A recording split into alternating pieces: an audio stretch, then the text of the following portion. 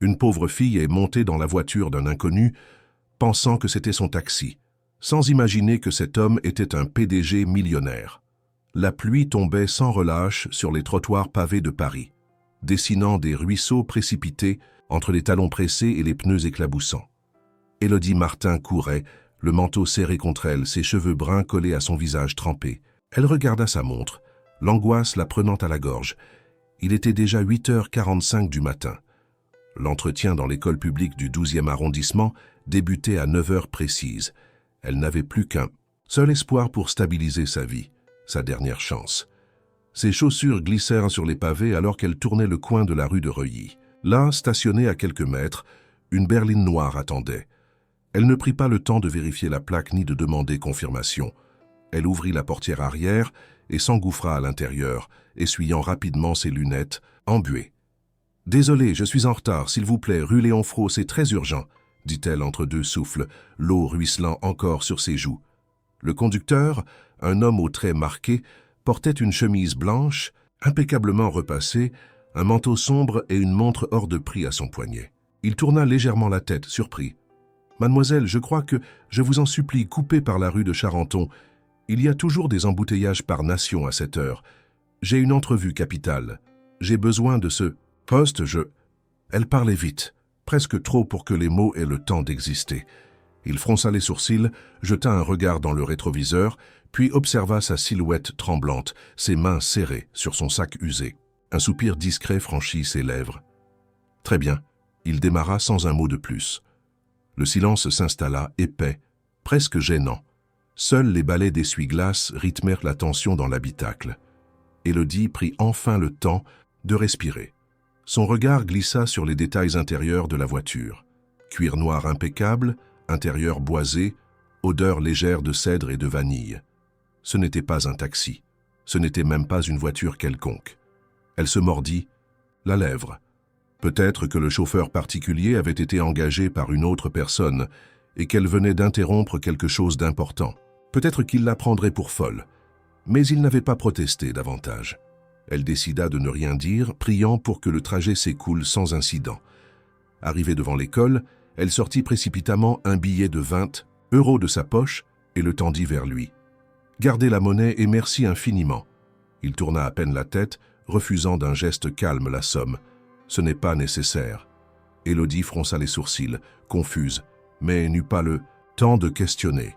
Elle s'échappa du véhicule comme on fuit une erreur, replaça ses cheveux sous son béret détrempé et courut vers la grille de l'école. Il la regarda disparaître sous les auvents, puis posa les mains sur le volant, immobile. Son visage, d'ordinaire figé, trahissait une légère curiosité.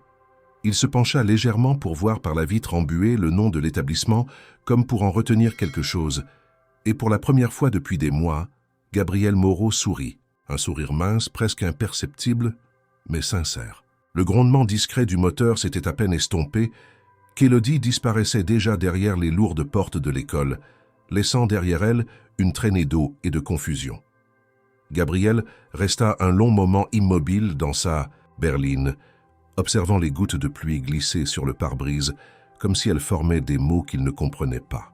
Il n'avait pas l'habitude d'accueillir des inconnus dans sa voiture, encore moins des femmes paniquées aux yeux cernés, à la voix pressée mais droite, portant le monde entier sur leurs épaules dans un simple sac de toile râpée. Ce visage ne lui sortait pas de l'esprit. Il n'y avait rien d'extraordinaire chez elle à première vue, et c'était précisément cela qui le troublait.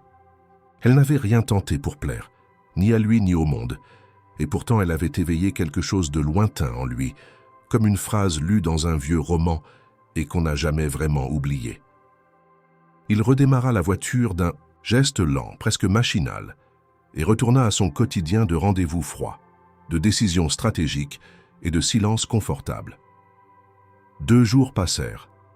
2 jours durant lesquels Gabriel Moreau s'enferma dans ses habitudes millimétrées, ses réunions filtrées par des assistantes invisibles, ses déjeuners sans surprise, dans des restaurants où le silence valait plus que 1000 conversations. Pourtant, son esprit restait suspendu à ce moment étrange dans la rue de Reuilly.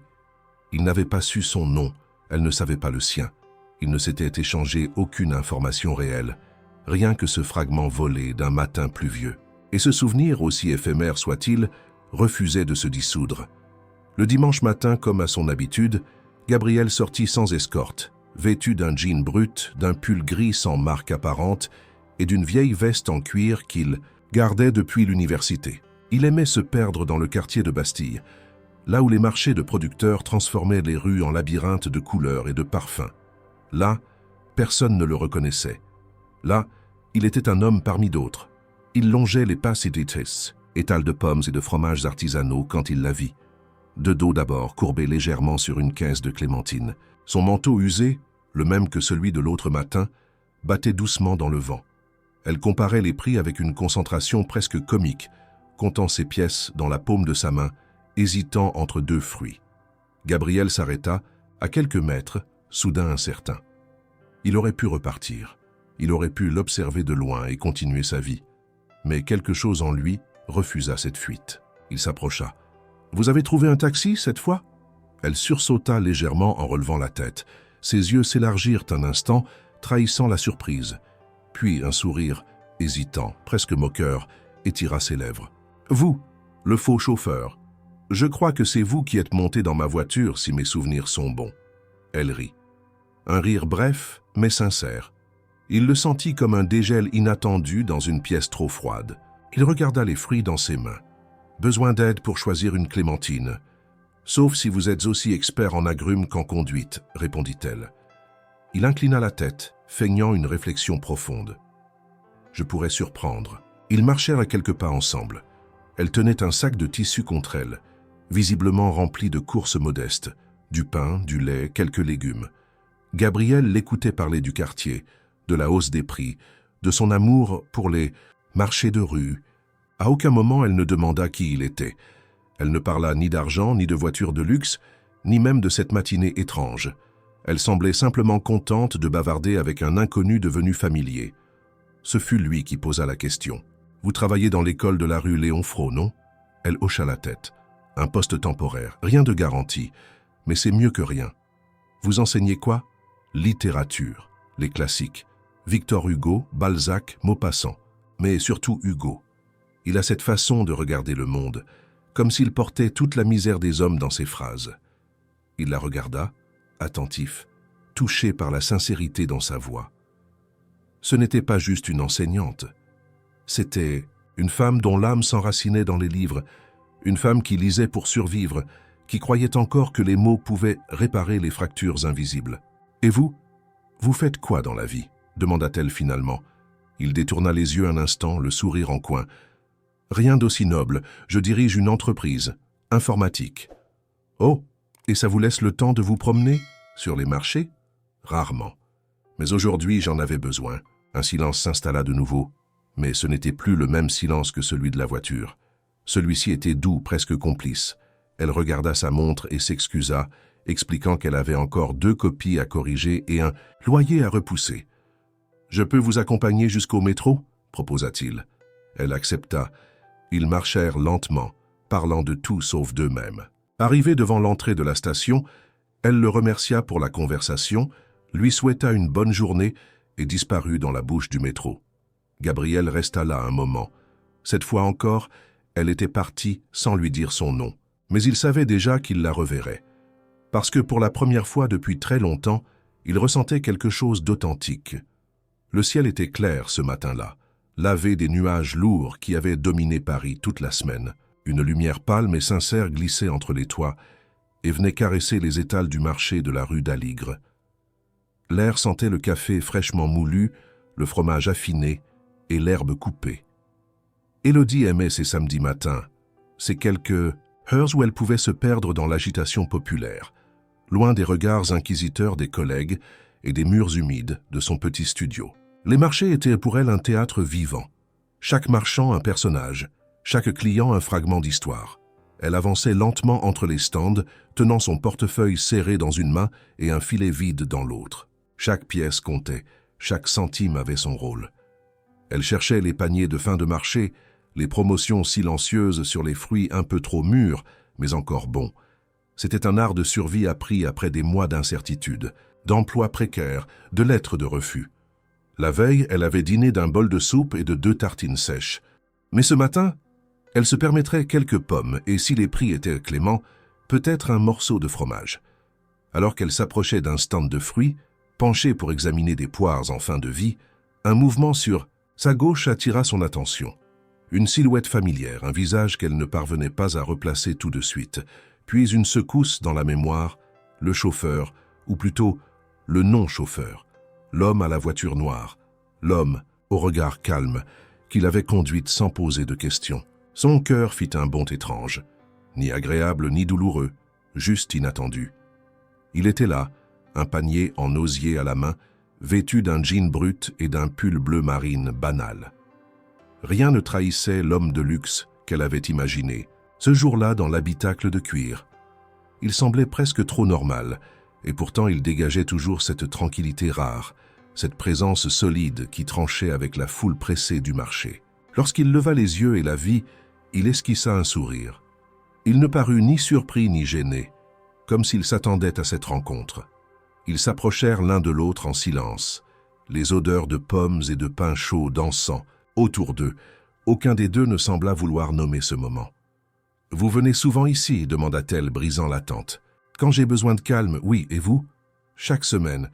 C'est ici que je fais le plein de poésie bon marché. » Il rit doucement, un rire bas, presque timide. « Vous avez toujours cette manière de parler, comme si chaque mot était choisi avec soin. » « Déformation professionnelle, répondit-elle en haussant les épaules. Elle aurait pu s'éclipser là, prétexter un rendez-vous, fuir l'ambiguïté qui flottait entre eux. Mais au lieu de cela, elle lui proposa de faire les courses ensemble. Ils marchèrent entre les étals, échangeant des commentaires sur les produits, les marchands, la météo changeante. À aucun moment elle ne lui demanda ce qu'il faisait dans la vie, ni s'il avait une femme, des enfants, une vie derrière ses silences. Elle se contentait de marcher à ses côtés, comme si cette normalité était précieuse, fragile. Gabriel observait chacun de ses gestes. Elle touchait les fruits avec précaution, comme s'ils pouvaient se briser entre ses doigts. Elle comptait les pièces avant chaque achat, refusant les sacs plastiques pour économiser quelques centimes. À un moment, elle s'arrêta devant un stand de livres anciens, le regard brillant. « Je passe ici à chaque fois, même si je n'achète rien, juste pour sentir l'odeur du papier. » Il la vit prendre un vieux volume des Misérables, le feuilleter doucement, presque amoureusement. « Hugo encore, dit-il. Toujours. » Il attendit qu'elle repose le livre, puis, sans un mot, s'approcha du marchand. Quelques minutes plus tard, alors qu'elle terminait de choisir des tomates, il revint vers elle, le livre sous le bras, déjà emballé dans un papier Kraft. Elle fronça les sourcils. Ce n'était pas nécessaire. Considérez cela comme un remboursement de votre audace en matière de transport urbain. Elle sourit, secouant la tête. Vous n'êtes pas obligé de faire ça, et vous n'étiez pas obligé de me faire confiance ce matin-là. Elle n'ajouta rien. Ils continuèrent leur chemin ensemble, et lorsqu'ils se quittèrent, devant une bouche de métro encore, il lui tendit le livre. Pour que Victor Hugo continue à vous parler même les jours où il pleut, elle prit le paquet un peu tremblante. Merci, monsieur. Gabriel, dit-il simplement. Elle hocha la tête. Élodie. Et puis elle disparut une fois encore. Mais cette fois, ils avaient un nom, 2 noms. Et entre eux, un livre. Rien de plus, mais rien de moins non plus. Gabriel resta debout un moment, le regard tourné vers l'endroit où elle avait disparu. Il y avait dans sa poitrine une chaleur inattendue, une émotion simple, une sensation oubliée depuis longtemps. Il rentra chez lui à pied, le panier à moitié rempli, le cœur un peu plus. Sur sa table de chevet, il posa un second exemplaire des Misérables, le même que celui qu'il venait d'offrir. Il le feuilleta au hasard et lut, à voix basse, « Il n'y a ni mauvaises herbes ni mauvaises gens, il n'y a que de mauvais cultivateurs. » Puis il ferma le livre, certain désormais qu'il voulait en savoir plus sur cette femme aux yeux fatigués et au cœur encore capable d'espérer. Les jours qui suivirent cette matinée partagée au marché furent étrangement lourds pour Élodie. Quelque chose dans le visage de Gabriel, sa voix posée, son regard calme, sa façon de ne jamais poser de questions trop directes, s'était imprimé dans son esprit comme une phrase qu'on relit sans cesse, incapable de l'oublier. Mais elle se força à détourner l'attention. Elle avait des copies à corriger, un contrat temporaire à protéger, et surtout, une vie fragile à maintenir debout. Les fantaisies n'avaient pas de place dans son quotidien. À l'école, les journées étaient longues et souvent ingrates. Les élèves étaient agités, parfois insolents, rarement engagés. Elle tentait de leur transmettre un peu de la beauté des mots, mais souvent, cela semblait tomber dans un puits sans fond. Les collègues la regardaient avec un mélange d'indifférence et de méfiance polie. Elle n'avait pas encore trouvé sa place dans cet environnement précaire où chaque poste était une bataille silencieuse. C'était un mardi gris humide, semblable à tant d'autres. Elle terminait de ranger ses affaires dans la salle des professeurs lorsqu'elle entendit frapper doucement à la porte. Elle se retourna, certaine de voir un collègue ou un élève, égaré. Mais ce fut lui, Gabriel, debout dans le couloir étroit tenant un paquet rectangulaire enveloppé de papier brun. « Bonjour », dit-il simplement. Elle resta figée un instant, partagée entre la surprise et la confusion. « Comment m'avez-vous trouvé ? Vous avez dit que vous travailliez dans une école. J'ai cherché un peu. Ce n'était pas si difficile. » Elle le regarda, méfiante malgré elle. « Vous êtes venu jusqu'ici pour… » Il leva le paquet. « Pour vous rendre quelque chose. Ou plutôt, pour vous offrir quelque chose. Ce n'est pas grand-chose. J'ai pensé que cela pourrait vous plaire. » Elle hésita. Les cadeaux dans sa vie avaient toujours une dette cachée, un prix déguisé. Pourtant, elle avança, prit l'objet avec précaution et le déballa lentement. Ses yeux s'écarquillèrent. C'était une édition ancienne de Les Contemplations, reliée de cuir, avec une dédicace manuscrite datant du XIXe siècle. « C'est beaucoup trop, murmura-t-elle. »« Pas pour quelqu'un qui lit Hugo avec tant d'âme, répondit-il. Je suis tombé dessus par hasard, et j'ai pensé à vous. » Elle referma doucement le livre comme si elle craignait de l'abîmer par un simple regard. « Vous êtes un homme très étrange, Gabriel. » Il esquissa un sourire.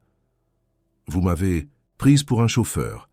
Je me dis que je vous dois bien une ou deux étrangetés en retour. » Ils rirent doucement, et dans cet éclat discret, quelque chose se fissura dans la carapace d'Élodie. Elle fit un geste, l'invitant à entrer dans la salle. Il s'assit sur une chaise de plastique, un peu trop grande pour lui, un peu trop banale. Le contraste entre son allure élégante et la modestie du lieu était presque absurde, mais il ne semblait pas en être conscient. Ils parlèrent quelques minutes, de littérature, de silence, de pluie. Il ne mentionna rien de personnel, rien de sa vie en dehors de ces instants suspendus. Et elle n'osa pas poser de questions. Quelque chose chez lui suggérait que les réponses seraient douloureuses, peut-être irréversibles. Lorsque la sonnerie retentit, marquant la fin de la journée scolaire, elle se leva, le remerciant encore pour le livre. « Vous n'étiez pas obligé, dit-elle. Et pourtant je l'ai fait. »« Pourquoi ?» Il la regarda longuement, puis répondit sans détour. « Parce que j'ai l'impression que vous méritez plus que ce que vous avez. » Elle ne sut que dire. Il partit alors, sans demander son numéro, sans promettre de revenir. Et pourtant, elle savait qu'il le ferait. Ce soir-là, dans son petit appartement, elle relut des passages de Les Contemplations, touchant chaque mot comme s'il avait été écrit pour elle. Une émotion étrange l'envahit. Ce n'était pas de l'amour. Pas encore. C'était quelque chose de plus rare, un sentiment de reconnaissance silencieuse, un écho inattendu dans le désert de son quotidien. Pendant les jours qui suivirent, elle chercha à comprendre pourquoi cet homme, manifestement à l'aise dans un monde qui n'était pas le sien, s'était intéressé à elle. Ce n'était pas son apparence. Elle en était certaine. Elle n'avait ni les habits, ni l'assurance, ni la beauté évidente que l'on associe aux histoires romantiques.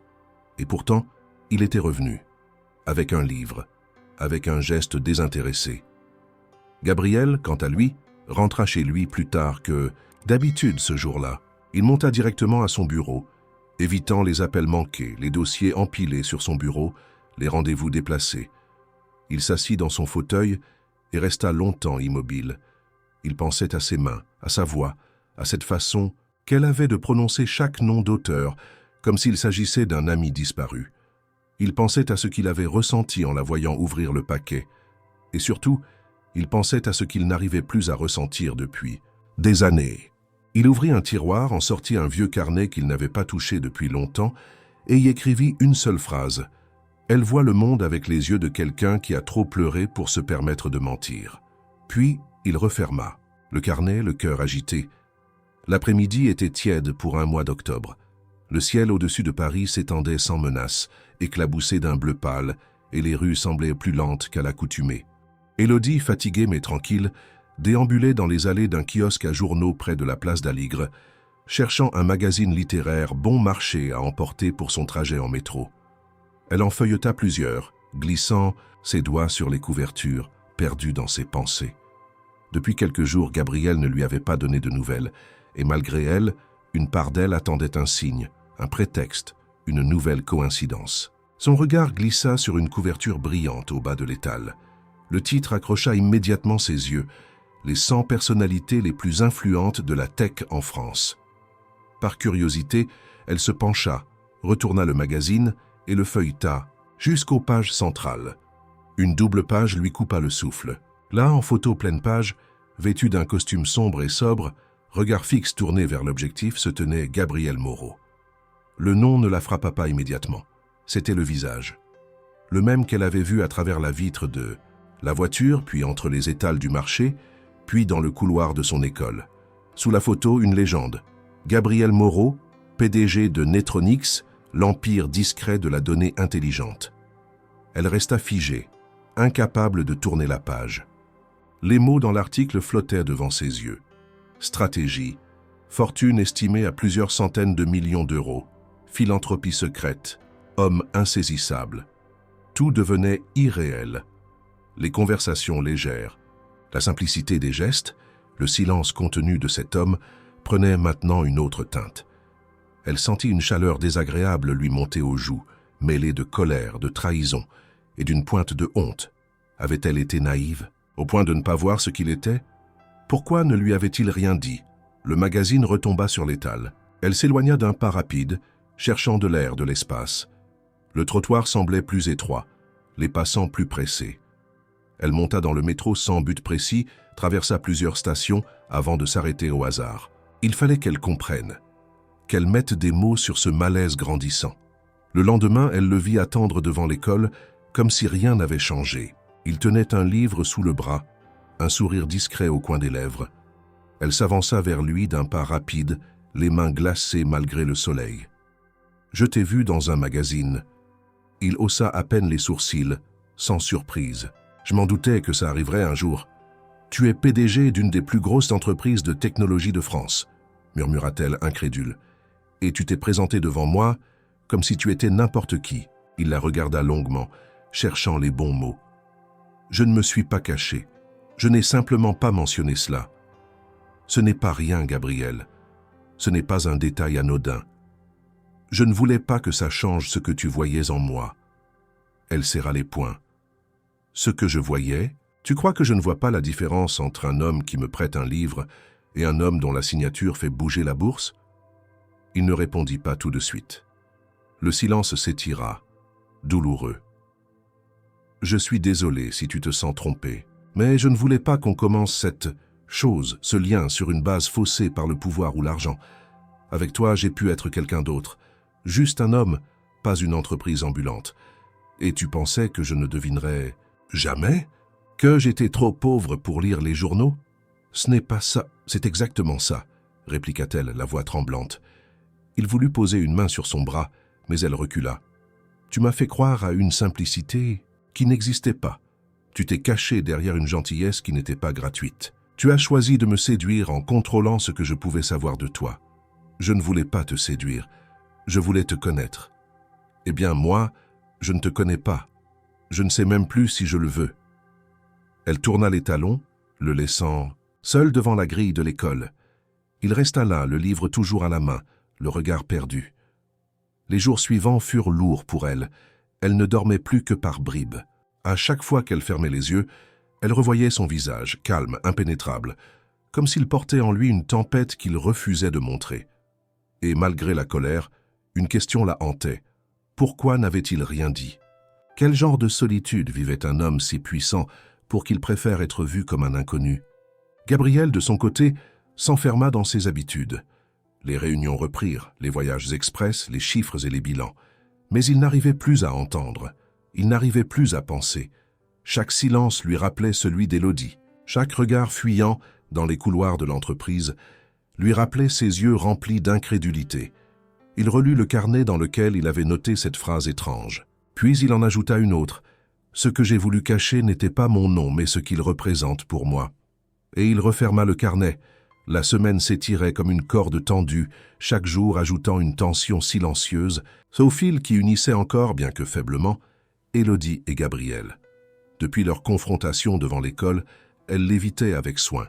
Elle sortait par l'arrière du bâtiment, changeait d'itinéraire, ignorait les messages brefs qu'il lui envoyait, sobres mais obstinés. Il ne cherchait pas à s'excuser davantage. Il disait seulement qu'il ne voulait pas qu'elle disparaisse. Elle avait passé des jours à le haïr, à se détester pour avoir cru, à douter de chaque souvenir. Mais une autre part d'elle, plus enfouie, persistait à chercher un sens à ce qu'il avait fait. Et malgré tout, malgré sa colère, elle n'avait pas cessé de lire le livre qu'il lui avait offert. Elle le touchait chaque soir, l'ouvrait au hasard, comme si les mots de Victor Hugo pouvaient répondre à ses questions. Et souvent, elle se surprenait à espérer le revoir, sans décor, sans masque, sans mystère. Ce fut elle qui finit par écrire. Un message court, envoyé tard dans la nuit. Elle ne voulait pas dormir avec cette question dans la gorge. Pouvait-il être autre chose qu'un rôle bien appris? Il répondit presque immédiatement, comme s'il n'attendait que ça. Le samedi suivant, elle l'invita à dîner chez elle. Il arriva à 7 heures du soir, à pied, les mains dans les poches. Aucun garde du corps, aucun chauffeur. Il portait une chemise blanche roulée aux manches, un manteau noir usé au coude. Quand elle ouvrit la porte de son appartement, elle sentit un frisson la traverser. Pas à cause de lui, à cause de ce que cela représentait. Elle l'invitait dans son monde modeste, étroit, fragile. Son appartement faisait à peine 25 mètres carrés. Un coin cuisine avec 2 plaques électriques, un petit réfrigérateur bourdonnant, une table branlante en bois clair, 2 chaises dépareillées, un canapé-lit où elle dormait chaque nuit, et des livres partout, empilés sur les rebords de fenêtres, entassés sous la table, occupant chaque coin disponible. Il entra sans un mot, regardant autour de lui comme on entre dans une église sans mur. « Tu vis ici ?» demanda-t-il. « Depuis 3 ans. C'est minuscule. Mais chaque chose ici m'appartient. Rien n'a été imposé. Rien n'a été hérité. C'est tout ce que j'ai pu garder après avoir tout perdu. » Il regarda les livres, un à un, caressa un dos abîmé du bout des doigts. « Je n'ai jamais eu besoin de grand-chose, » ajouta-t-elle. « Juste de calme, de mots, et de pouvoir fermer la porte quand je veux. » Elle l'invita à s'asseoir. Le dîner était simple. Une soupe maison aux lentilles, un pain encore tiède, un morceau de fromage. Elle avait hésité à acheter du vin, mais s'était ravisée. Le luxe n'avait pas sa place ici. Elle voulait qu'il voie sa réalité nue, sans filtre. Pendant qu'il mangeait, il ne dit presque rien. Il goûtait chaque bouchée comme s'il n'avait pas mangé depuis des jours. Elle le regardait faire, étonnée par l'humilité de ses gestes. « Tu as l'air d'être chez toi, » dit-elle. Enfin, il leva les yeux un peu surpris. « Je n'ai jamais mangé quelque chose qui m'ait semblé aussi réel depuis des années. Tu vis dans quoi? Un palais de verre? Pas loin. » Il sourit, mais ce n'était pas un sourire joyeux. Mon appartement donne sur la Seine. 3 chambres, une cuisine où je ne cuisine jamais, des œuvres d'art que je n'ai pas choisies, et du silence. Beaucoup de silence. Tu as l'air de vivre dans un musée. C'est exactement ça. Un musée de tout ce qu'on pense que je devrais être. Ils parlèrent longtemps après avoir fini de manger. Elle lui servit un thé, bon marché dans une tasse ébréchée. Il la but comme s'il s'agissait d'un nectar rare. Il regardait autour de lui, curieux de chaque détail, de chaque objet qui n'avait de valeur que pour elle. Puis elle posa la question qu'elle gardait en elle depuis leur dispute. « Pourquoi n'as-tu rien dit sur qui tu étais ?» Il hésita. Elle vit son regard s'assombrir, comme si une tempête approchait. « Parce que je n'en suis pas fier. Parce que chaque jour on m'aime ou on me craint pour ce nom, cette fonction, cette fortune. Et toi, tu m'as regardé sans rien attendre. C'est rare, c'est précieux. Je n'ai pas voulu briser ça. Tu pensais vraiment que je n'aurais jamais su. Je l'espérais, dit-il avec une honnêteté désarmante. Le silence s'installa. Elle le brisa d'une voix plus douce. Je t'en ai voulu, vraiment. Mais je crois que ce n'est pas le mensonge qui m'a blessé. C'est de ne pas avoir eu le choix. Il baissa les yeux. J'ai toujours eu peur qu'en montrant tout ce que je suis, les gens ne voient plus rien d'autre. Elle se leva, alla jusqu'à la fenêtre, regarda les lampadaires clignotant dans la rue en contrebas. On ne se connaît pas, Gabriel. On se devine à peine. Et pourtant, tu es ici, dans mon espace, parmi mes livres, dans ma vie. Tu comprends ce que ça signifie? Il la rejoignit, sans la toucher. Je crois que oui. Elle se retourna vers lui. Leurs visages étaient proches, très proches. Il suffirait d'un geste, d'un souffle pour que le mur invisible qui les séparait tombe. Et il tomba presque. Leurs visages se frôlèrent, leurs souffles se mêlèrent. Mais il se figea. Il détourna les yeux, recula d'un pas. « Je ne peux pas. » « Pourquoi ?» Il ne répondit pas. Il prit son manteau, le cœur lourd, les mots bloqués dans la gorge. « Je suis désolé, murmura-t-il. Et il partit, la laissant seule dans la pièce chaude, le thé refroidi sur la table et l'écho d'un presque baiser suspendu dans l'air. Ce soir-là, Élodie comprit que ce n'était pas une histoire d'argent, ni de mensonge. C'était une histoire de mur. Et que parfois les plus solides sont ceux que l'on ne voit pas. Les jours suivants s'écoulèrent avec une lenteur pesante. Depuis ce soir-là, où le presque baiser s'était évaporé dans un silence glacial, Élodie ne savait plus comment se positionner. Elle ne lui en voulait plus vraiment, mais elle ne comprenait pas non plus ce qu'il fuyait. Gabriel lui avait semblé proche, sincère, ouvert pour une fraction de seconde, avant de se refermer brusquement, comme si une porte invisible s'était claquée entre eux. Cette fermeture brutale ne ressemblait pas à un simple doute. Il y avait autre chose, une blessure ancienne, une peur enracinée, quelque chose qu'il n'avait pas encore dit. Gabriel, de son côté, avait repris ses routines avec la précision d'un métronome cassé. Il se levait chaque matin dans son appartement vide, entouré de silence et de mobilier design, passait des heures dans les couloirs étincelants de Netronix, à écouter des chiffres qui ne l'émouvaient plus, puis rentrait chez lui sans savoir ce qu'il espérait y trouver. Depuis sa rencontre avec Élodie, tout ce qu'il avait construit semblait désajusté, comme un costume trop grand ou une mélodie jouée sur un instrument désaccordé. Rien ne sonnait juste. Il savait pourquoi il avait fui ce soir-là, et il savait aussi que ce n'était pas seulement à cause d'elle. C'était à cause de ce qu'elle réveillait, de ce qu'il pensait avoir enterré à jamais. Des années. Plus tôt, il avait aimé, passionnément, intensément. Elle s'appelait Camille, elle était avocate, brillante, indépendante, drôle. Ils avaient été fiancés pendant 1 an.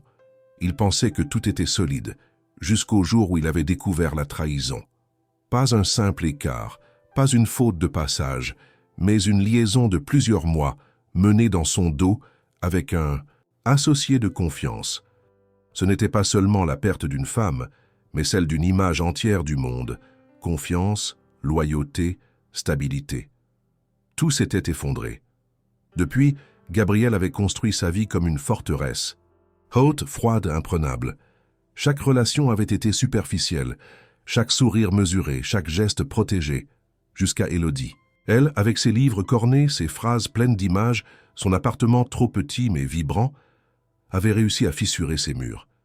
Et cela lui faisait peur, une peur viscérale, celle de tout perdre encore une fois.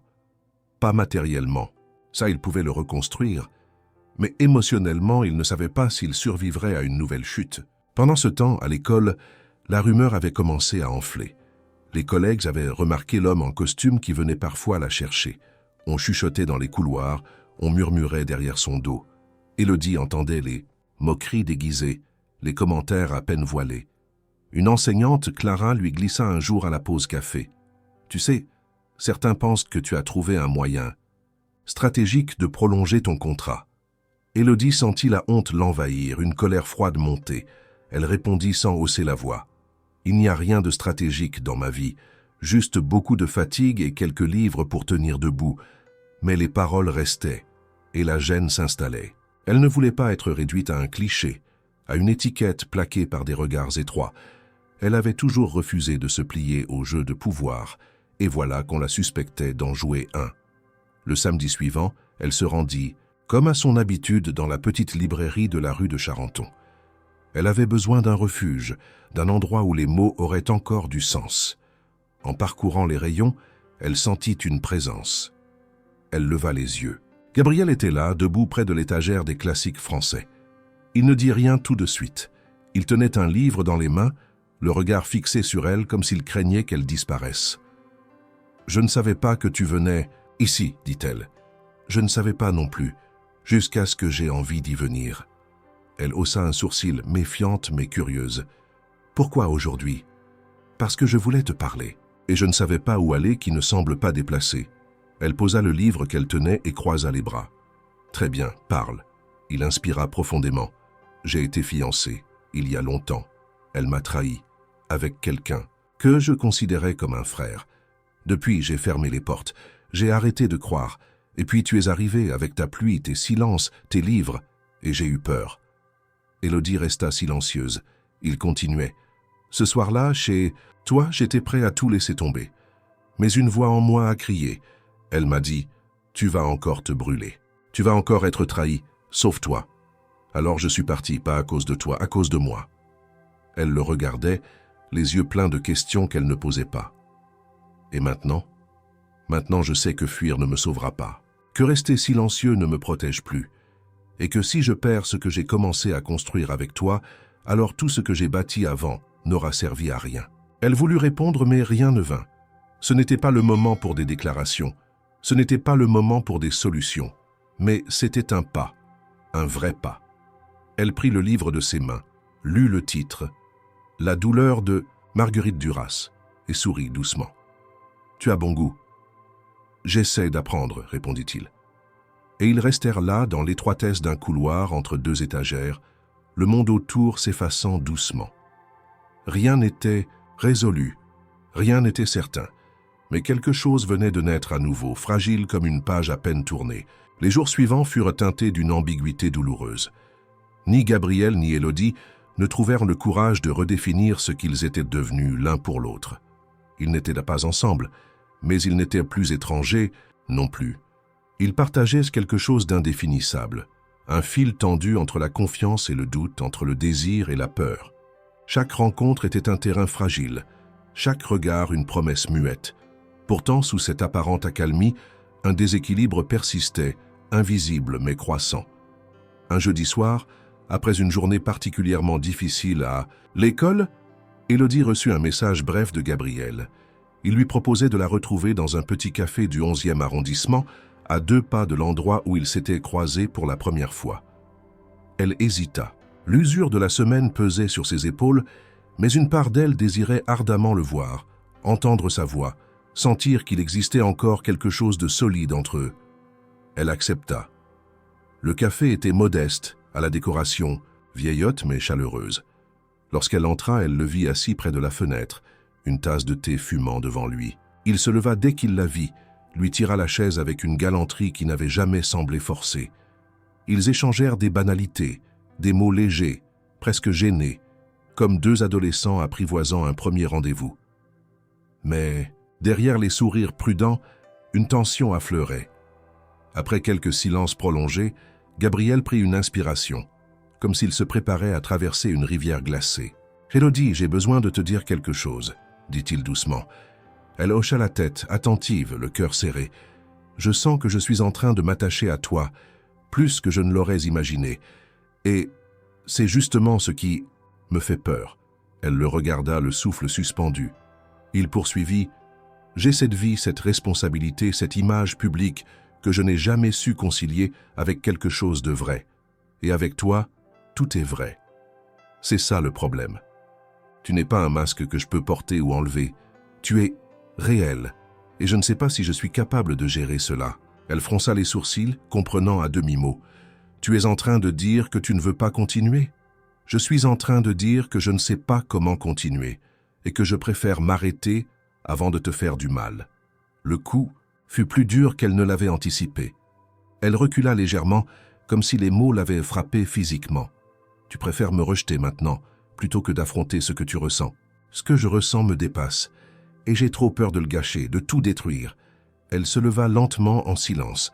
Il voulut parler, mais elle le coupa d'un geste. « Tu sais ce qui fait le plus mal, Gabriel, ce n'est pas que tu ne sois pas prêt. C'est que tu n'aies même pas essayé. Tu t'es protégé derrière ta peur, mais moi je me suis ouverte à toi. Je t'ai laissé entrer dans ma vie, dans mon espace, dans mes silences. Et tu m'en remercies en partant. » Il ne trouva rien à répondre. Elle le regarda une dernière fois, les yeux brillants. « Bonne chance avec ton empire. J'espère qu'il te tiendra chaud la nuit. » Elle sortit sans se retourner. Dans la rue, le vent lui mordait les joues, mais elle ne sentait rien. Sa poitrine était vide, anesthésiée. Elle rentra chez elle sans regarder les passants, monta les escaliers sans entendre ses propres pas et s'effondra sur le canapé, sans allumer la lumière. Cette nuit-là, elle ne dormit pas. Elle ne pleura pas non plus.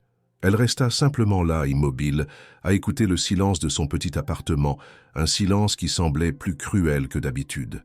Gabriel, de son côté, resta longtemps assis dans ce café, devant sa tasse devenue froide. Il ne se sentait ni soulagé ni libéré. Il se sentait amputé. Il savait qu'il venait de commettre une erreur, peut-être irréversible.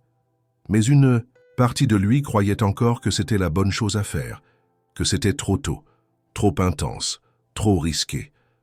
Pendant les jours suivants, Élodie s'éclipsa du monde. Elle ne répondit à aucun message, ne décrocha aucun appel. Elle assura ses cours comme un automate, évitant les regards, s'effaçant dans la routine. Les collègues cessèrent peu à peu leurs murmures, pensant que l'histoire était terminée. Et d'une certaine façon, elle l'était. Ou du moins, elle en avait tout l'air. Un matin, elle se rendit dans une vieille librairie qu'elle fréquentait parfois pour fuir ses pensées. En parcourant les rayons, elle trouva un exemplaire abîmé de l'Idiot de Dostoïevski. Elle le feuilleta et, sans savoir pourquoi, glissa une feuille de papier entre deux pages. Elle y écrivit une lettre, non pas une confession ni un message à envoyer, une lettre qu'elle n'avait pas l'intention de faire parvenir à Gabriel. Elle y parlait de la peur, de l'abandon, de cette sensation d'être toujours celle qu'on quitte avant d'avoir tout compris. Elle la plia soigneusement, la laissa là au milieu du livre et reposa l'ouvrage à sa place sur l'étagère. C'était un adieu sans adresse, un cri silencieux pour quelqu'un qui ne saurait peut-être jamais l'entendre. Puis elle quitta la librairie, les poches vides, le cœur lourd, mais un soupçon de paix renaissant dans le sillage de cet acte inutilement sincère.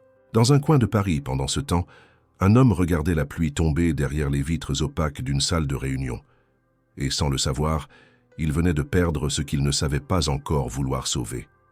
Les jours étaient devenus monotones pour Gabriel Moreau. Loin d'Élodie, il retrouvait ses automatismes avec une facilité désarmante, comme si une partie de lui avait toujours anticipé ce retour au vide. Il assistait à ses réunions, corrigeait les trajectoires de ses équipes, validait les stratégies futures de Netronix avec l'efficacité clinique d'un homme qui ne laissait rien paraître. Mais sous la surface, quelque chose avait changé.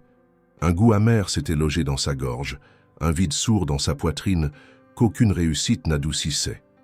Il la voyait partout, dans les gestes d'une passante lisant dans le métro, dans une vitrine poussiéreuse où s'empilaient des ouvrages anciens, dans le silence pesant de ses propres nuits. Un samedi après-midi, mu par une impulsion qu'il n'essaya même pas d'expliquer, Gabriel se retrouva à flâner dans les rues du 11e arrondissement. Il errait sans but précis, laissant ses pas le guider comme un somnambule éveillé. Il passa devant un marché, s'arrêta devant une boutique de thé, observa des enfants jouer dans une cour intérieure, puis il s'arrêta net devant une vitrine modeste, couverte de livres anciens aux couvertures défraîchies. Il reconnut la devanture, une librairie qu'Élodie avait mentionnée un jour, presque par hasard, en lui racontant comment elle y avait trouvé une édition abîmée, de l'éducation sentimentale. Poussé par un besoin irrationnel de sentir son souvenir plus près de lui, il entra.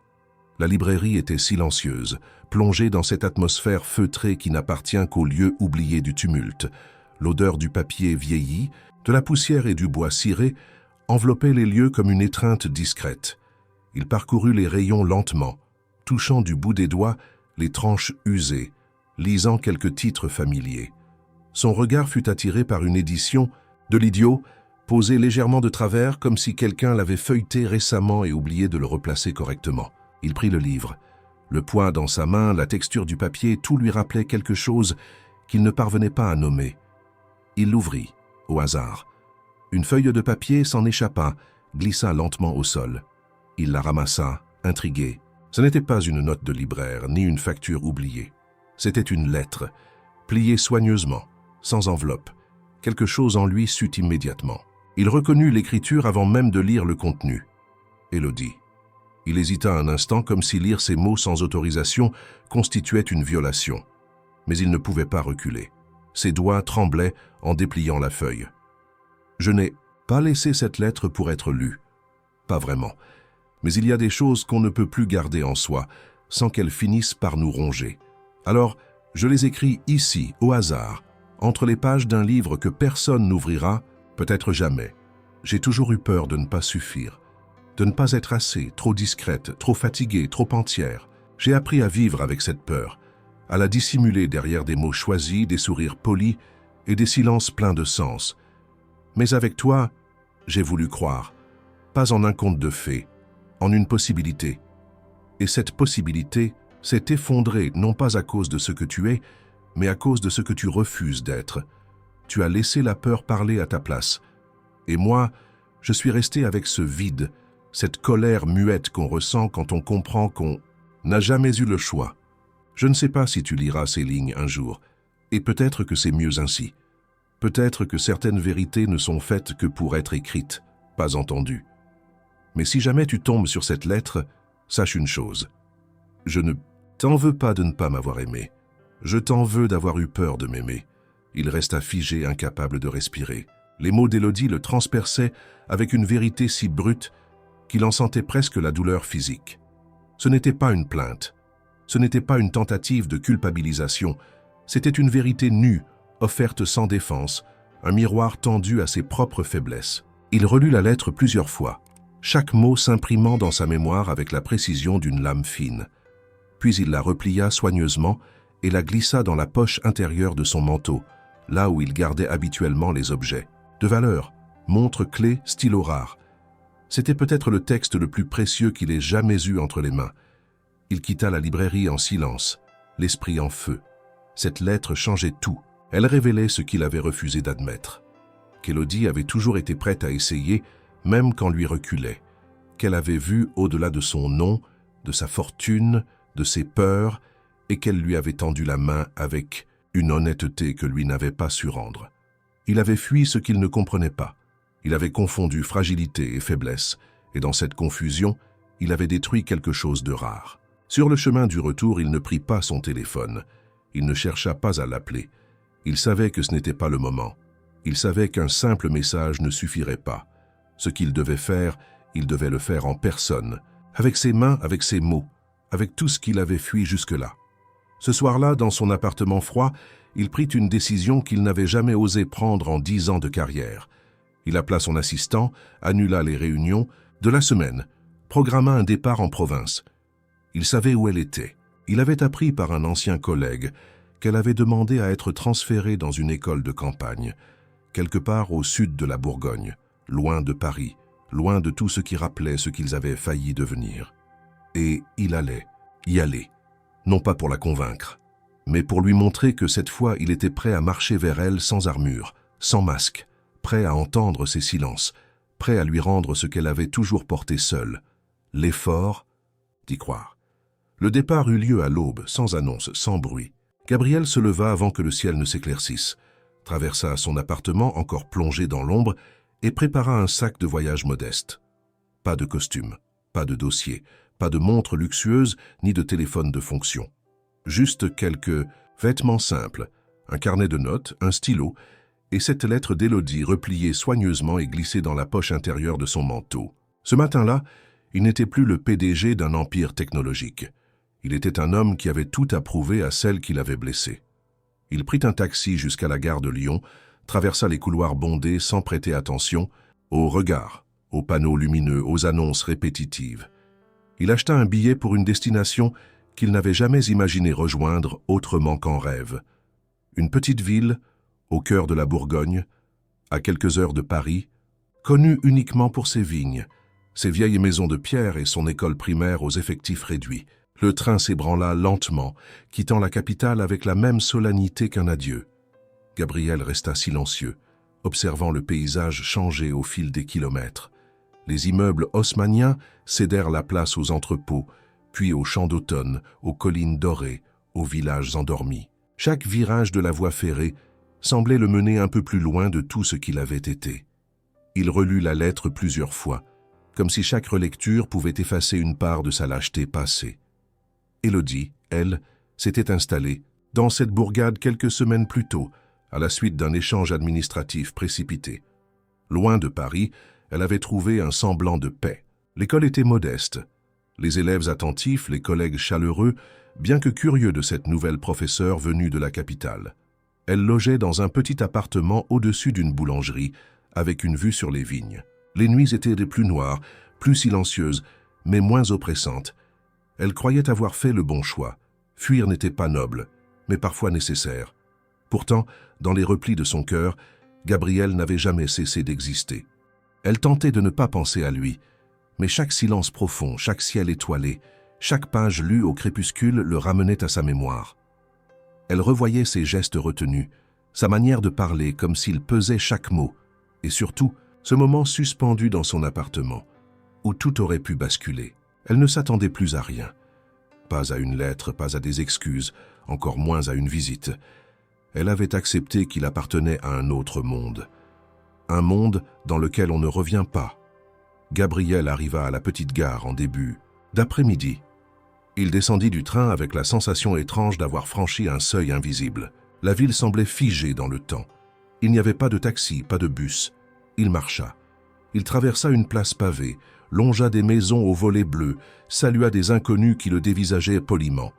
Son costume aurait juré dans ce décor, mais avec son pull sombre et ses chaussures usées, il passait presque inaperçu. Il n'avait pas de plan. Il savait seulement qu'elle travaillait dans l'école au nord du village. Il prit cette direction poussé par une intuition muette. Arrivé devant le bâtiment de pierre, il hésita. Il n'avait pas le droit de perturber ses cours, de surgir comme un fantôme du passé. Alors, il s'assit sur un banc à proximité, à l'abri d'un vieux tilleul, et attendit. Les heures passèrent lentement. Des enfants sortirent en riant. Des parents vinrent les chercher. Puis enfin, il la vit. Elle sortait par la grille latérale, un sac en bandoulière, un manteau trop grand pour elle, les cheveux attachés à la hâte. Elle n'avait pas changé. Ou plutôt, elle avait changé dans un sens que seul lui pouvait percevoir. Elle avait l'air plus calme, plus lointaine. Il se leva lentement, s'approcha sans bruit. Elle le vit. S'arrêta net. Le silence qui s'installa entre eux était absolu. « Tu es venu jusqu'ici » demanda-t-elle sans colère, mais sans chaleur non plus. « Oui. »« Pourquoi » Il sortit la lettre de sa poche, la lui montra. « Je l'ai trouvée, par hasard, dans ce livre. Ce n'est pas le hasard qui m'a poussé à venir. C'est ce que tu as écrit. » Elle détourna les yeux. Il continua. « Tu avais raison, j'ai eu peur de t'aimer. Et c'est la peur la plus stupide qu'on puisse avoir, parce qu'elle ne sauve rien, elle détruit tout. » Elle resta immobile. Il fit un pas de plus. « Je suis venu pour te dire que je ne veux plus me cacher derrière mon passé, ni derrière ce que je représente. Je suis venu sans nom, sans fonction, sans excuse, juste avec ce que je ressens. Et ce que je ressens, c'est que j'ai besoin de toi pour redevenir un homme entier. » Elle le regarda, les yeux brillants. « Ce que tu ressens, tu aurais pu le dire avant, je le sais. Et je regrette chaque minute de silence. Un groupe d'enfants passa près d'eux, riant, courant, insouciants. Le monde ne les regardait pas. Le monde les laissait seuls dans cette bulle fragile. « Et maintenant » demanda-t-elle. « Maintenant, je ne veux rien te demander, ni pardon, ni seconde chance. Je veux seulement rester ici si tu me laisses. Juste un moment, juste assez pour te montrer que je suis capable d'apprendre à ne plus fuir. » Elle le scruta longuement, comme si elle cherchait des fissures dans cette déclaration. Puis elle fit un geste lent, presque imperceptible. « Viens, on va marcher. » Ils s'éloignèrent côte à côte, sans se toucher. Il n'y avait pas de retrouvailles grandioses, pas de promesses immédiates. Mais il y avait un pas, un choix, le plus difficile. Celui de revenir, celui de rester, celui de recommencer. Les jours qui suivirent furent marqués par une lente reconstruction. Gabriel ne repartit pas. Il s'installa dans une chambre d'hôte modeste, à la sortie du village, à quelques minutes à pied de l'école où travaillait Élodie. Chaque matin, il la croisait parfois brièvement lorsqu'elle descendait les escaliers de son immeuble, les cheveux encore humides, le regard pressé. Il ne disait rien. Il la saluait d'un simple signe de tête. Elle répondait d'un regard, d'un murmure à peine audible. Aucun mot de trop. Aucun geste déplacé. Juste une présence. Constante. Respectueuse. Une tentative silencieuse de prouver qu'il pouvait tenir. Le village tout entier semblait remarquer ce nouvel arrivant qui ne parlait presque à personne, mais qui attendait chaque jour devant l'école, parfois assis sur le même banc, parfois simplement debout, à observer le ciel changer. Les habitants, chuchotait, supposait, mais laissait de faire. Dans les petits villages, les secrets sont des refuges plutôt que des scandales. Gabriel ne cherchait pas à précipiter les choses. Il ne parlait pas d'avenir, ne reparlait pas du passé. Il était là et c'était déjà une réponse. Il se rendait utile, aidait parfois la vieille boulangère à porter ses sacs de farine, proposait ses bras pour déplacer des caisses lors du petit marché du samedi. Il n'était pas l'homme des médias ici. Il était juste Gabriel, le type du banc, celui qui avait perdu quelque chose et essayait de le retrouver. Élodie, elle, l'observait de loin. Chaque jour, elle prenait la mesure de ce qu'il accomplissait en silence. Ce n'était pas un homme en quête de pardon, c'était un homme en quête de sens. Et dans cette quête, elle découvrait une sincérité brute qui l'ébranlait plus qu'elle ne voulait l'admettre. Mais la peur restait là, tapie dans l'ombre. La peur qu'il parte encore, qu'il réalise un matin que cette vie n'était pas pour lui, qu'il s'éveille un jour et décide de tout laisser, comme il l'avait déjà fait. C'est ce doute qui la conduisit, un matin froid de novembre, à préparer un sac. Elle ne prévient personne, pas même la directrice de l'école, pas Gabriel. Elle monta dans le premier bus pour la gare la plus proche, située à 20 km. Elle n'avait pas vraiment de plan, juste l'envie urgente de ne pas se laisser apprivoiser trop vite, de prouver qu'elle avait encore le contrôle. La gare était presque vide. Elle acheta un billet pour Lyon sans intention réelle d'y aller. Elle s'assit sur un banc, le sac posé à ses pieds, regardant les rails s'étirer à l'infini. Les pensées tournaient en boucle dans son esprit. Ce qu'il avait dit, ce qu'il avait fait, ce qu'il n'avait pas encore osé prononcer. Était-ce de l'amour ou seulement du remords? Était-il prêt à rester ou seulement venu chercher une forme de paix temporaire? Gabriel la chercha dès le matin. Ne la voyant pas devant l'école, il interrogea la directrice, puis un commerçant, puis un enfant, qui se souvint l'avoir vu monter dans le bus. Il comprit tout de suite. Il prit sa voiture de location et fonça vers la gare. Chaque kilomètre lui rappelait à quel point il avait été lent, à quel point il avait failli la perdre une deuxième fois. Il arriva juste à temps. Elle était là, sur le quai, seule. Le vent jouait avec son écharpe. Son sac était posé à ses pieds. Elle semblait ailleurs. Il descendit de la voiture et courut, sans se soucier des regards, sans se demander s'il avait l'air ridicule. Il n'avait qu'un seul objectif, la rattraper, ne pas la laisser partir sans avoir tout dit. Lorsqu'elle le vit, elle ne bougea pas. Il s'arrêta à quelques pas, haletant, le visage marqué par l'effort. « Tu pars ?» demanda-t-il, la voix tremblante. « Je ne sais pas. Dis-moi si c'est fini. Dis-le franchement, ici, maintenant, et je partirai. Je ne reviendrai pas. » Elle ne répondit pas tout de suite. Il fit un pas de plus. « Mais si tu doutes encore, si tu ressens même une part infime de ce que je ressens, alors ne monte pas dans ce train. Reste. Laisse-moi rester avec toi.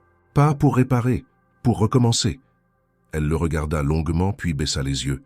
« J'ai eu peur. Que tu partes encore. Que tu réalises que tout ça n'est pas pour toi. J'ai déjà vécu sans toi, Élodie. Et maintenant je sais que ce n'est plus une option. » Il s'agenouilla devant elle, posant une main sur le banc vide à côté d'elle. « Je ne veux plus être un homme qui part. Je veux être celui qui reste, celui qui apprend, celui qui aime, même s'il ne sait pas toujours comment le dire. » Elle sentit sa gorge se nouer. Le train approchait. Le sifflement se faisait entendre. Elle regarda son billet, puis son sac. Puis Gabriel. « Tu es vraiment prêt à vivre dans un monde qui ne te ressemble pas? Ce monde, c'est toi qui le rends supportable. » Il lui tendit la main. Elle la prit. Le billet glissa de ses doigts, emporté par le vent. Et pour la première fois depuis des mois, elle sourit. Un sourire simple, fragile, mais plein de lumière. Ils quittèrent la gare ensemble, sans un mot de plus. Le train partit sans eux, emportant les doutes, les fuites, les non-dits. Ce jour-là, ils firent un choix. Non pas un serment, pas encore, mais une promesse silencieuse, celle de ne plus s'abandonner si facilement. La vie reprit, mais ce n'était plus la même. Depuis ce jour à la gare, où Élodie avait laissé le billet s'envoler et choisi de rester, un nouveau chapitre s'ouvrait entre eux. Rien n'était précipité. Il ne parlera pas tout de suite d'amour, ni de futur, ni même des douleurs anciennes. Ils vivaient simplement côte à côte dans un village où chaque jour offrait des silences riches de promesses. Gabriel trouva un petit logement non loin du sien. Un studio modeste, avec des murs épais et un poêle ancien qu'il apprit à allumer avec maladresse. Il ne travaillait plus. Il avait officiellement pris un congé indéfini, ce qui avait fait trembler quelques membres du conseil de Netronix. Mais il ne s'en préoccupait pas. Pour la première fois, il respirait sans avoir à rendre de compte. Le monde numérique pouvait attendre. Ici, il découvrait une autre forme de code, celui du réel. Les matinées débutaient souvent ensemble. Ils se retrouvaient au marché, échangeaient sur les produits de saison, marchaient lentement parmi les étals. Elle lui apprenait les noms des fleurs locales, lui parlait des traditions du coin, de la manière dont les saisons réglaient la vie dans les vignes. Lui, en retour, partageait peu à peu ce qu'il était, au-delà des chiffres et des stratégies. Il lui montrait ses carnets de notes, les phrases inachevées qu'il griffonnait depuis des années sans jamais oser les relire. C'est Élodie qui un matin lui glissa une idée entre 2 tasses de café. Écrire. Tu as passé ta vie à construire pour les autres. Tu pourrais enfin créer pour toi. Il hésita. Puis il ouvrit un cahier, s'assit à la terrasse d'un café vide et commença. Lentement. 1 page par jour, parfois moins. Il n'avait pas de plan, pas d'objectif, juste l'envie de traduire ce qu'il vivait. Les lignes devinrent des paragraphes, les paragraphes des récits. Il ne savait pas si c'était un roman, des mémoires ou autre chose. Ce n'était pas important. Ce qui comptait, c'était d'écrire avec les mains nues, sans masque, sans stratégie. Pendant ce temps, Élodie redécouvrait sa vocation. Les enfants de l'école avaient changé son regard sur l'enseignement. Ici, ils écoutaient, ils posèrent des questions, ils aimaient les histoires. Un jour, l'un d'eux lui dit « Vous parlez des livres comme si c'était des gens qu'on peut rencontrer. » Elle avait souri, touchée par cette vérité. Elle relançait les ateliers de lecture, encourageait les enfants à écrire leurs propres récits. Elle organisait des sorties dans les collines, où ils lisaient à voix haute sous les arbres. Les soirs, ils se retrouvaient dans l'appartement d'Élodie, ou parfois chez Gabriel, pour cuisiner ensemble, partager un vin local, écouter de la musique classique ou du jazz. Ils n'avaient besoin de rien d'autre. Les téléphones restaient souvent éteints. Les nouvelles de Paris, de Netronix, du monde extérieur, leur parvenaient par bribes, comme des souvenirs d'un autre temps. Un dimanche, ils participèrent à la fête du village. Ils aidèrent à installer les stands, à servir les plats, à danser sous les guirlandes de lumière. Personne ne les considérait comme des étrangers. Ils étaient devenus des visages familiers. Et dans cette simplicité, ils trouvaient une forme de vérité qu'aucune réussite n'aurait pu leur offrir ailleurs. Ce soir-là, alors que la fête touchait à sa fin, Élodie et Gabriel s'éloignèrent un peu, montant sur une petite colline qui surplombait les vignes. Le ciel était clair, constellé d'étoiles. Elle s'assit dans l'herbe, et il la rejoignit. « Tu regrettes ?» demanda-t-elle doucement. « Rien. Je croyais que le monde m'offrirait la paix par le contrôle, mais c'est ici, dans l'imprévu, que je me retrouve. » Elle le regarda. « Tu crois que ça va durer ?» Il prit une inspiration longuement, puis répondit « Ça ne dépend plus du hasard. Ça dépend de nous. » Elle posa sa tête contre son épaule. Le silence entre eux n'était plus une frontière, c'était un langage. Ils n'avaient pas besoin de promesses, ni de pactes. Chaque jour passé ensemble suffisait à réécrire leur histoire. Le lendemain, Gabriel proposa d'aider à la bibliothèque municipale. Il voulait rester utile, s'ancrer dans ce nouveau lieu. Il fut surpris par le plaisir qu'il trouvait à trier des ouvrages, conseiller des lecteurs, écouter les souvenirs des anciens du village. Un jour, une femme âgée lui dit « On sent que vous avez été très loin et que vous êtes revenu. » Il avait souri sans répondre.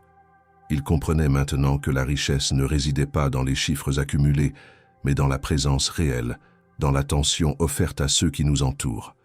Élodie, de son côté, poursuivait ses lectures du soir avec ses élèves. Elle leur fit découvrir Le Petit Prince, et les enfants lui posèrent des questions étonnantes. Pourquoi le renard veut-il être apprivoisé? Elle leur répondit que parfois, on choisit de souffrir un peu pour connaître la vraie douceur, et qu'il y a des blessures qui ouvrent les yeux. Ils avaient changé, sans le dire, sans l'écrire. Mais tout en eux, dans leurs gestes, leur silence, leur manière de se regarder, témoignaient de cette lente transformation. Ils n'étaient plus des fugitifs d'eux-mêmes, ils étaient devenus des bâtisseurs de lenteur, des architectes de l'instant. La vigne se parait de ses couleurs d'hiver. Bientôt, le froid les obligerait à rentrer plus tôt, à se blottir dans la chaleur des intérieurs. Mais rien n'était à craindre, parce qu'ils avaient appris à ne plus fuir, et qu'entre eux, les racines commençaient enfin à prendre. Le retour à Paris ne se fit pas en grande pompe, ni en gestes spectaculaires. Ce ne fut pas une décision prise sur un coup de tête, mais le résultat d'un murmure intérieur devenu trop fort pour être ignoré. L'hiver avait passé dans le calme profond de la campagne, et avec le printemps, un nouveau besoin était né, celui de construire, non pas ailleurs, mais autrement. Gabriel et Élodie comprirent que fuir Paris ne suffisait plus. Ils devaient y revenir, non pas pour retrouver ce qu'ils avaient laissé, mais pour transformer ce qu'ils allaient y apporter. Leur retour se fit en train, un matin d'août de mars. Ils prirent peu de bagages, laissant la plupart de leurs affaires à la campagne, comme des promesses d'un lieu qui les avait guéris. En arrivant à la gare de Lyon, rien ne semblait avoir changé. La foule était toujours pressée, les taxis toujours trop nombreux, les rues toujours pleines. Et pourtant, tout était différent, ils n'étaient plus ceux qui étaient partis. Gabriel avait vendu une part de ses actions dans Netronix. Il avait quitté son poste de président exécutif, tout en gardant un rôle symbolique au sein du Conseil. Sa décision avait surpris les médias, ébranlé certains investisseurs, mais il n'avait pas cédé. Il avait longuement réfléchi et choisi une direction nouvelle, transformer l'entreprise en un acteur social, utiliser la technologie pour le bien commun, redéfinir l'influence comme un service, non comme un pouvoir. Il restructura les pôles, créa un fonds d'innovation éducative, lança un programme de bourse pour les jeunes talents issus de milieux modestes. Les bureaux se vidèrent de leur arrogance et se remplirent de projets concrets, écoles connectées en zone rurale, plateformes d'accès à la lecture pour les enfants défavorisés, soutien à des bibliothèques itinérantes. Il n'était plus le PDG. Il était devenu un catalyseur de sens. De son côté, Élodie avait trouvé un local à louer dans le 11e arrondissement. Une boutique ancienne, aux murs de pierre et aux vitres larges, autrefois occupée par un vendeur d'antiquités. Elle y installa sa propre librairie. Elle l'appela Entre les lignes. Pas un grand espace, mais assez pour accueillir des livres choisis avec soin. Une petite table pour lire, un coin pour les enfants et des soirées de lecture à voix haute. Ce fut Gabriel qui l'aida à repeindre les murs, à transporter les caisses, à monter les étagères. Il le faisait sans parler, avec une minutie presque émouvante. Il réparait plus que du bois. Il reconstruisait ce qu'il avait un jour failli briser. Chaque vis, chaque planche, chaque coup de pinceau était une offrande. L'ouverture fut modeste mais chaleureuse. Des voisins, des amis, quelques anciens élèves vinrent, curieux de ce nouveau lieu. Élodie accueillait chacun avec une attention sincère. Elle n'avait pas besoin de parler de Gabriel. Sa présence discrète mais constante disait tout. Il n'était pas l'homme derrière elle. Il était l'homme à côté d'elle. Il vivait désormais dans un appartement simple, au-dessus de la librairie. Un lieu baigné de lumière, empli de livres et de silence partagé. Il n'avait pas parlé de mariage ni d'enfant. Ils n'avaient pas besoin de sceller leur amour par des gestes symboliques. Chaque jour passé ensemble était une décision renouvelée, une fidélité active, une confiance qui n'avait plus besoin de preuves. Leur quotidien n'était pas parfait.